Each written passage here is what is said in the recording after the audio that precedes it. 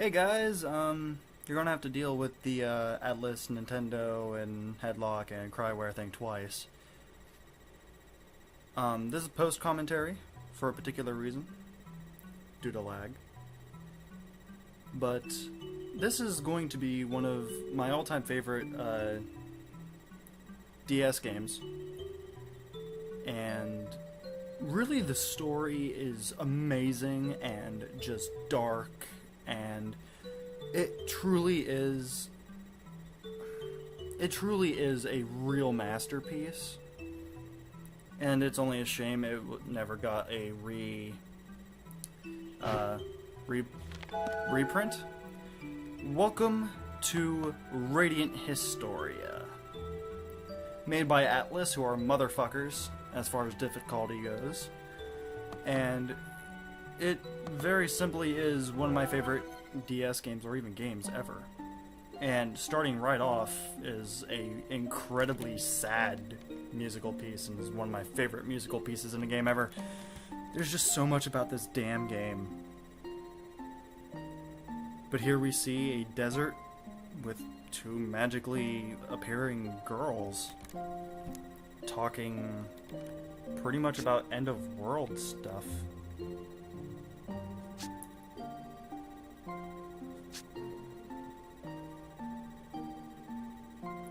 Sounds like time travel to me. I mean, how discouraging would that be? I mean, we know nothing about these characters, yet all we know at the moment is that they've tried to save the world dozens of times and have failed. And are going to keep trying. And doubting themselves.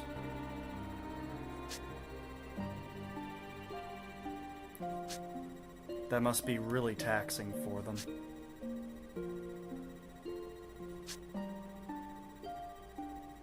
Hopefully. Man, if the real history is sand, that'd be sad. The continent of Vanquier. Apparently a continent where it just got buried in sand.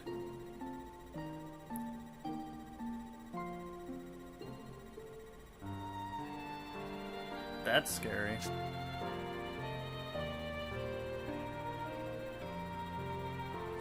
So, present day,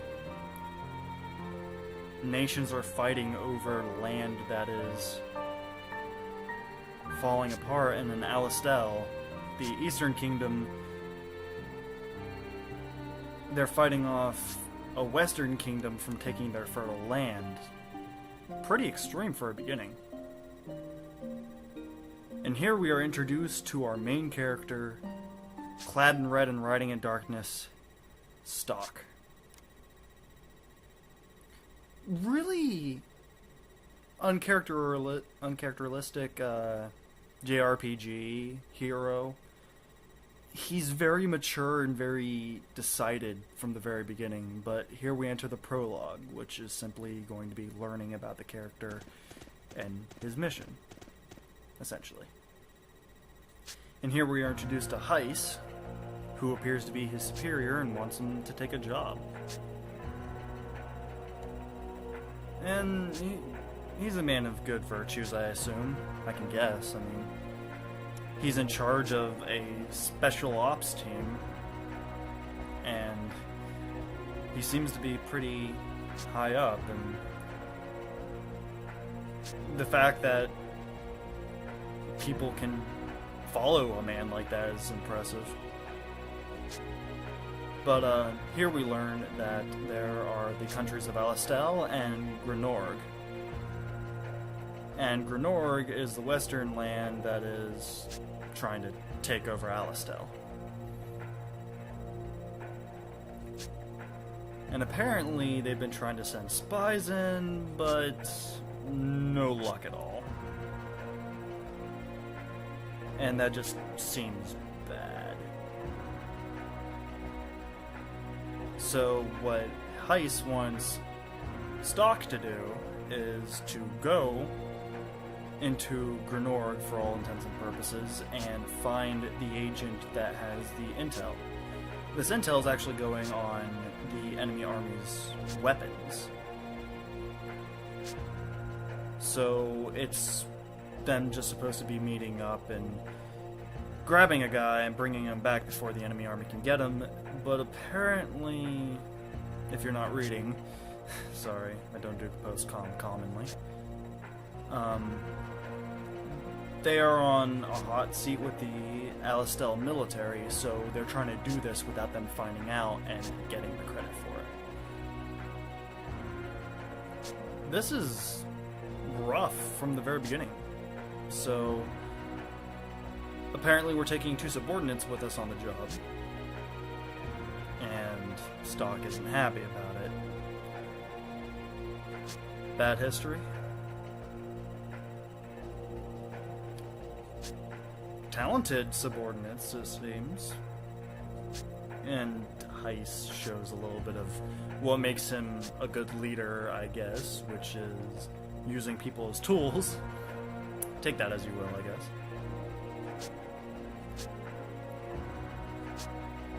Man, Heiss has a lot of air in him.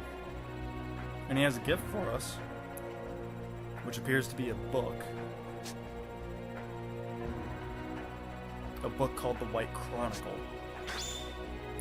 Not important at all. Ignore it. Just kidding. So, we learn here that, unlike most books, it's empty. Nothing on the pages at all.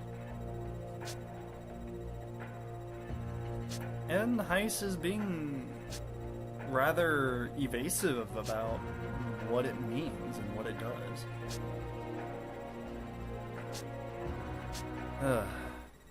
And here's where you can actually start gameplay, run around, and look at your inventory. And here we see that Stocke has a bronze sword and a brigandine. Standard equipment, nothing incredibly special. His stats are more geared towards physical fighting, and his skills I'll get into when we're actually in a battle. But overall, he's kind of slow, but otherwise he's like the perfect fighter. Essentially. So, it's not much of a stretch to see that he's the main character with how good his standard fighting abilities are. And we'll see more of that when we actually get into a fight. Will you now? Very cryptic guy, very mysterious. I say we don't trust him. And apparently someone's waiting for us. The subordinates the Heiss was talking about. Well, hello, Blue. So, the little dude with the helmet, his name is Marco, and the girl in blue is Rainy. So, they're pretty much going to be in our team for a good while, and I do mean like a good while. The 3, Stocke, Rainy, and Marco, will be pretty much your majority team members.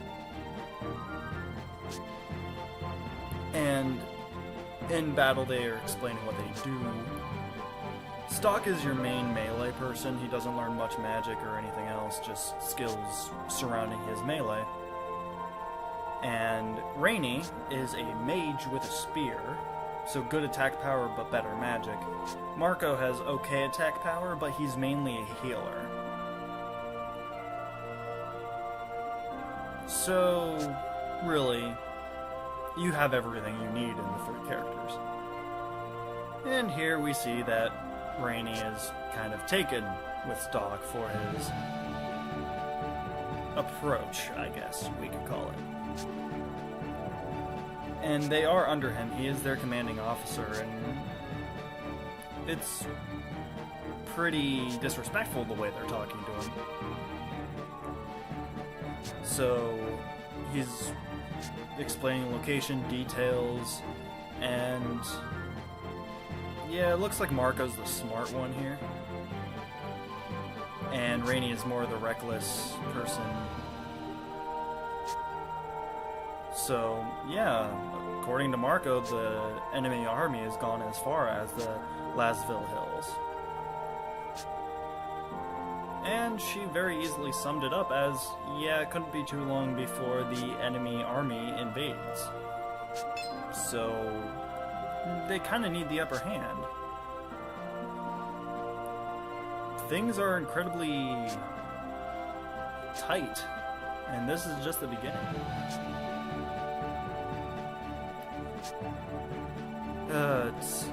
It's intense, to be sure. And, yeah, according to everyone we've met so far, they all think Heiss is incredibly doting on Stocke and his ability. And headache. Glowing books. Glowing books with nothing on the pages. Well, shit. That's not good.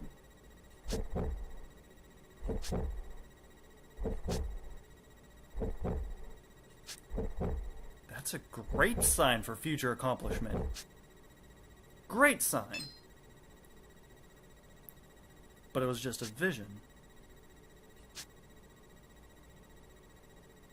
I mean, he seems pretty quiet to begin with, but I'm pretty sure he looks kind of haunted at the moment. But holy shit, that's huge. You think?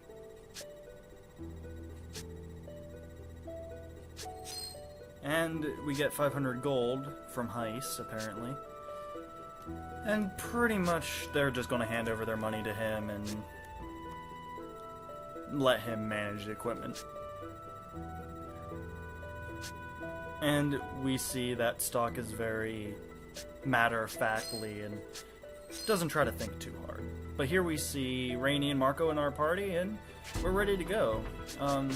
Again, stat-wise, Rainey is more geared towards magic, but she's also a great physical fighter. So she's pretty good at everything, but, you know, there are complications here and there. So, really, Marco is a little squishier, a little more difficult to use, but he is going to be your healer, so try to take care of him. You might see that it's a little rough cut the way the video is going right now, but I'll keep in mind during future recordings I can't do, like, live commentary. So right now, there's really nothing going on in the castle, so we're just gonna leave, but first we're gonna save, and we're gonna end the video off here, actually. I know we haven't really gotten anything done, aside from learning about a few characters, but the rest of the game is going to be really long-winded and such, so thank you all for watching. Hope you don't mind